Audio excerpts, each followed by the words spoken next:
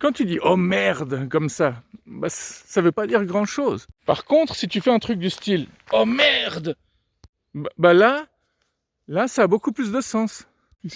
J'imagine toutes les personnes qui diraient ouais, mais bon, moi aussi je peux faire des vidéos comme ça. Bah, je défie à toutes ces personnes de faire des vidéos aussi. Des vidéos de qualité. Et attention, hein, d'avoir autant de succès que moi aussi. Hein. Merde! Ça annonce la couleur de cette vidéo. Brun. L'avantage de ce genre de vidéo, c'est que si quelqu'un dit que c'est une vidéo de merde, bah il a raison. Je me souviens d'un pote d'école, une fois, il est rentré complètement bourré chez lui à l'époque, et puis il a trébuché, il est tombé, il a vomi par terre, et sa mère est apparue, puis elle lui a simplement dit « Mais David, mais tu as bu ou quoi ?» Et en fait, cette réaction, elle est assez géniale, quoi. La mère pas du tout paniquée, toute cool. C'est pas comme ses parents qui paniquent tout de suite, qui disent « Est-ce que tu veux que je t'appelle une ambulance ?» Tu sais, ces mecs qui disent simplement à leur copine avorte, alors qu'eux, ils ont simplement pas envie de mettre un préservatif parce que ça dérange ces messieurs. Mais j'espère que dans leur prochaine vie, c'est eux qui devront avorter.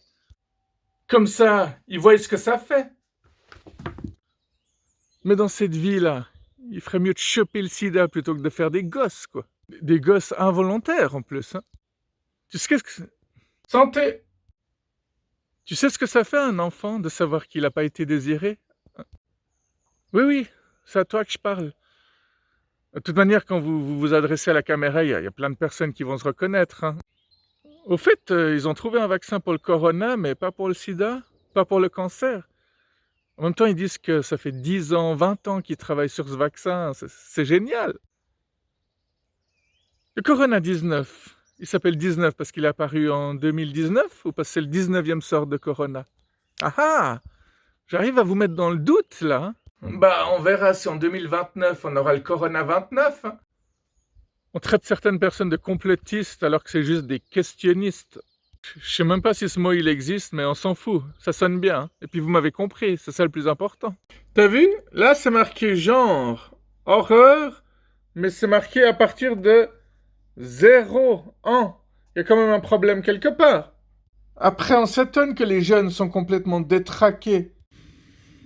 Tu sais, moi, dans ma tête, je délire tout le temps, quoi. Déjà, à l'école, je délirais tout le temps. J'écrivais des parodies de classe que mes camarades lisaient.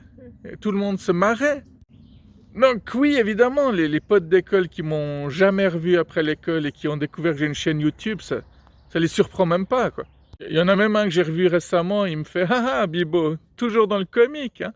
Et moi, je lui fais « Ouais, connard. » Non, c'est pas vrai, il était cool, lui. Mais je vous jure, j'imaginais ces trucs quand j'étais en classe, quoi. J'écoutais pas ce que le prof disait, mais j'imaginais tout à coup que le bouton du pantalon du prof lâchait, puis que le néon qui avait juste au-dessus de lui lâchait aussi, puis que ce néon l'assommait, puis... Et tout à coup, on ne sait pas pourquoi, mais il y a le directeur qui rentre à ce moment-là, et qui voit le prof allongé par terre, inconscient, avec ses caleçons avec des petits cœurs dessus, quoi. Et le pantalon baissé. Tu vois, pour moi, mon destin était tout tracé. Je ne pouvais pas continuer comme ça. J'étais obligé de faire une chaîne YouTube. Mais pour ça, il fallait attendre que YouTube se crée. Alors, merci YouTube. Merci. On a dû attendre 25 ans quand même. Hein. De nouveau, ça fait très message capitaliste. Ça me dérange un petit peu quand même. Hein. Non, mais du moment que tu remercies des grosses boîtes qui n'ont pas besoin de fric, moi je me sens mal. Éthiquement, je me sens mal. Attends, c'est à ce moment-là qu'il faut faire une rime. Si je me sens mal, c'est que je suis normal. Éthique, ça fait penser à étiquette. Et si j'ai une étiquette capitaliste, ça va pas aller, quoi. Ça se voit que je suis normal. C'est les gens qui sont pas comme nous qui sont pas normaux. Il y a 3 semaines en arrière, j'ai rencontré un couple. Vraiment, c'était un couple qui rayonnait. Ils étaient jeunes, ils avaient 20 ans. Vraiment la joie de vivre. Et puis, le mec m'a dit « Toi, t'as vraiment l'air d'un anarchiste. » Vous pouvez pas imaginer comme ça m'a fait plaisir. J'adore quand il y a des cavalières qui passent sur leurs chevaux, tu sais.